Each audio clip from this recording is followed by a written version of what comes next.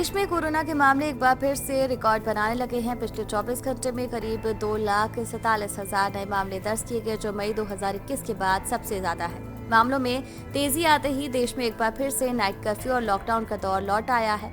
इससे पहले दो लहर झेल चुके आम लोग भी पाबंदियों का संकेत पाते ही सतर्क हो गए हैं। जैसे ही लॉकडाउन की आहट हुई, लोग अपनी जरूरत की चीजें स्टॉक करने में जुट गए हैं। इन चीजों में बिस्किट, खाने के तेल, पैकेट फूड, डेयरी प्रोडक्ट और मास्क, सैनिटाइजर जैसे जरूरी सामान तो हैं ही, लेकिन सबसे हैरान करने वाली स्टॉकिंग है वो है शराब की। कुछ राज्यों में तो लोगों ने लॉकडाउन की तैयारी में शराब की रिकॉर्ड खरीदारी कर ली।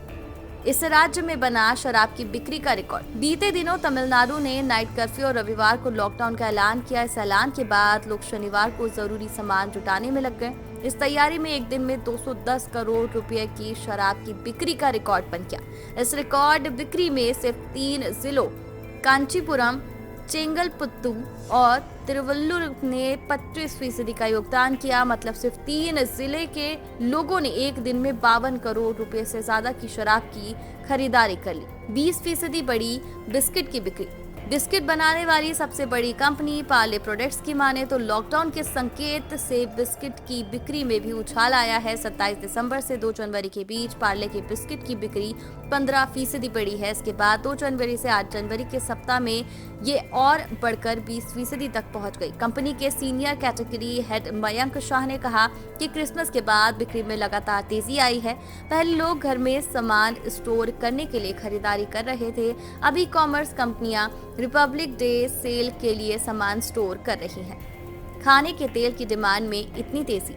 शराब और बिस्किट के अलावा लोग खाने के तेल की भी खरीदारी कर रहे हैं। इस बारे में अदानी विल्मर के मुख्य कार्यकारी अंशु मलिक का कहना है कि भले ही इस बार संक्रमण पहले की तरह खतरनाक नहीं हो, लेकिन लोगों को ये अच्छे से पता है कि इस बार रफ्तार तेज है। इसके चलते लोग बार बार बाहर निकलने के बजाय थोक में खरीद कर स्टॉक रख रहे हैं। उन्होंने कहा कि अदानी विल्मर के फॉर्च्यून तेल की बिक्री पिछले कुछ दिनों में 15% बढ़ गई है। दूध के ऑर्डर में 200% इजाफा। इनके अलावा लोग पैकेट फूड, डेयरी प्रोडक्ट और मास्क, सैनिटाइजर जैसी चीजों की अधिक खरीदारी कर रहे हैं। ब्लिंकिट के अनुसार इन चीजों का वीकली ऑर्डर एक सप्ताह में 25% बढ़ गया है। दूध के पैकेट और अन्य प्रोडक्ट की डिमांड तो 200% तक बढ़ गई है। इसी तरह फ्रोजन फूड आइटम और मास्क और सैनिटाइजर समेत हाइजीन प्रोडक्ट की डिमांड भी 150% तक बढ़ गई है। कोरोना और वैक्सीनेशन से जुड़ी जानकारी के लिए हमारे चैनल को सब्सक्राइब कर लीजिए।